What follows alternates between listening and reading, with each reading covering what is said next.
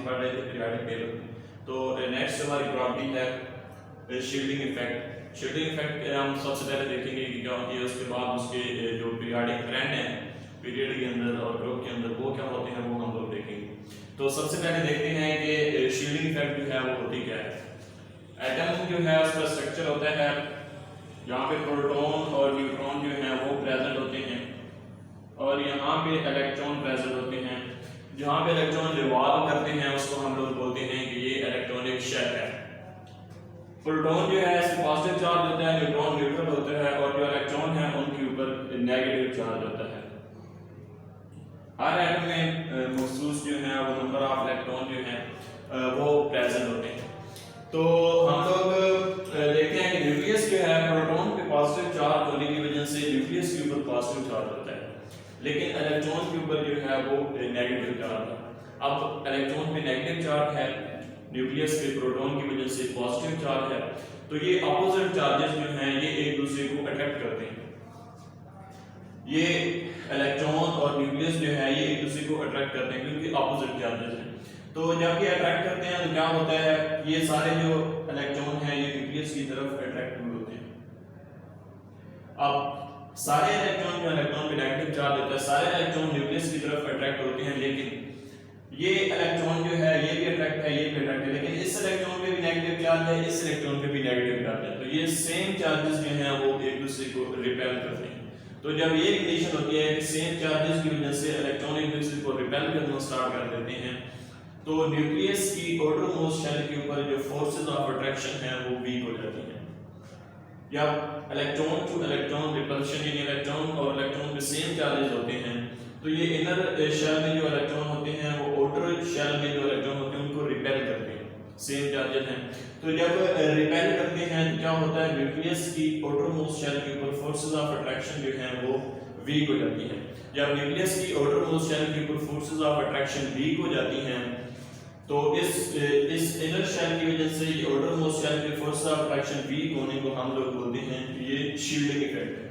Decrease of force of attraction of nucleus और on outermost shell due to inner shell, इसको हम लोग क्या बोलते हैं, शील्डिंग इफेक्ट बोलते हैं।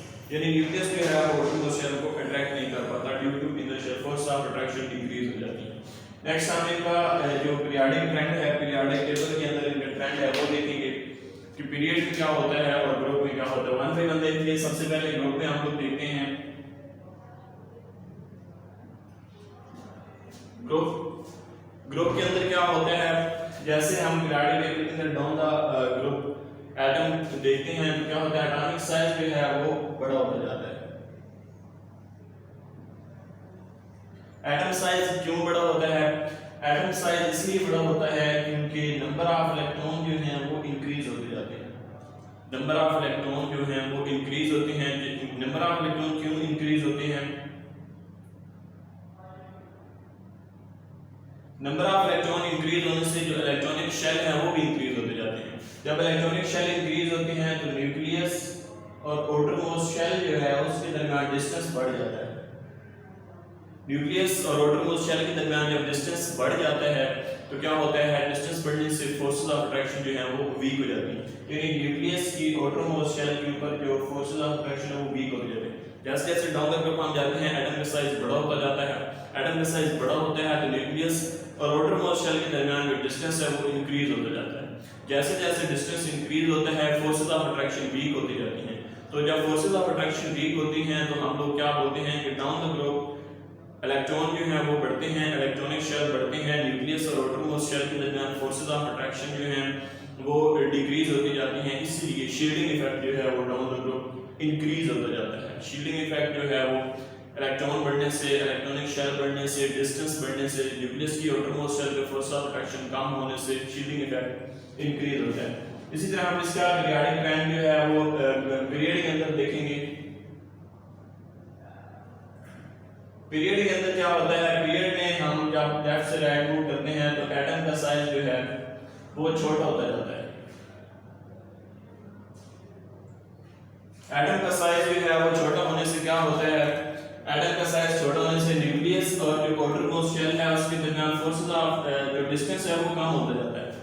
न्यूक्लियस और आउटरमोस्ट शेल के दरमियान जो डिस्टेंस है वो कम होता है, इसमें डिस्टेंस ज्यादा है। जैसे जैसे हम मूव करते जाएंगे पीरियड में न्यूक्लियस और आउटरमोस्ट शेल के दरमियान डिस्टेंस कम होता जाएगा। जब डिस्टेंस कम होता जाता है तो न्यूक्लियस और आउटरमोस्ट शेल के दरमियान फोर्सेस ऑफ अट्रैक्शन इंक्रीज होते जाते हैं। जब फोर्सेस ऑफ अट्रैक्शन इंक्रीज होती हैं तो क्या होता है, शील्डिंग इफेक्ट जो है वो डिक्रीज होता है। शील्डिंग इफेक्ट ये यहाँ से प्रोटॉन, अच्छा ये जो फोर्स ऑफ अट्रैक्शन है ये एटम का साइज डिक्रीज क्यों होता है, ये नंबर ऑफ प्रोटॉन जो है न्यूक्लियस के अंदर नंबर ऑफ प्रोटॉन वो इंक्रीज होते जाते हैं, लेकिन नंबर ऑफ इलेक्ट्रॉन जो है वो इंक्रीज नहीं होते। नंबर ऑफ प्रोटॉन इंक्रीज होने का मतलब है न्यूक्लियस में पॉजिटिव चार्जेस जो हैं वो बढ़ गए। जब पॉजिटिव चार्जेस बढ़ेंगे तो इलेक्ट्रॉन को स्ट्रांगली अपनी तरफ अट्रैक्ट करेंगे। जब इलेक्ट्रॉन को स्ट्रांगली अट्रैक्ट करते हैं तो एटम का साइज जो होता है वो छोटा होता जाता है। तो एटम का साइज छोटा होता है, न्यूक्लियस और आउटरमोस्ट शेल के दरमियान जो डिस्टेंस है वो डिक्रीज होता जाता है। जब डिस्टेंस डिक्रीज होता जाता है तो जो शील्डिंग इफेक्ट है वो क्या हो जाती है, वो भी डिक्रीज होती है।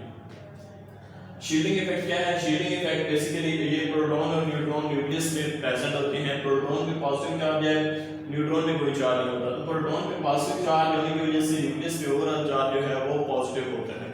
इलेक्ट्रॉन जो है इनके ऊपर नेगेटिव चार्जेस होते हैं, तो इलेक्ट्रॉन पर नेगेटिव चार्ज होने की वजह से प्रोटॉन पे पॉजिटिव चार्ज होने की वजह से एक दूसरे को अट्रैक्ट करते हैं, पॉजिटिव और नेगेटिव चार्जेस।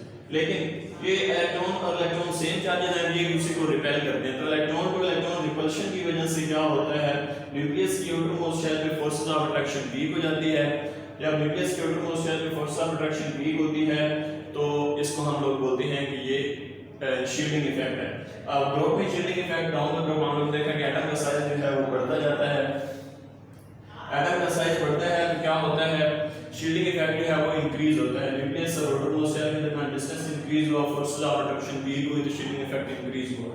पीरियड में शील्डिंग इफेक्ट जो है वो डिक्रीज होता है। कैसे डिक्रीज होता है, एटम का साइज छोटा होता जाता है क्योंकि जो नंबर ऑफ प्रोटॉन इंक्रीज होते हैं इलेक्ट्रॉन इंक्रीज नहीं होते, तो न्यूक्लियस और आउटरमोस्ट शेल के दरमियान जो डिस्टेंस है वो डिक्रीज होता है, इसीलिए जो शील्डिंग इफेक्ट है वो भी डिक्रीज होता है।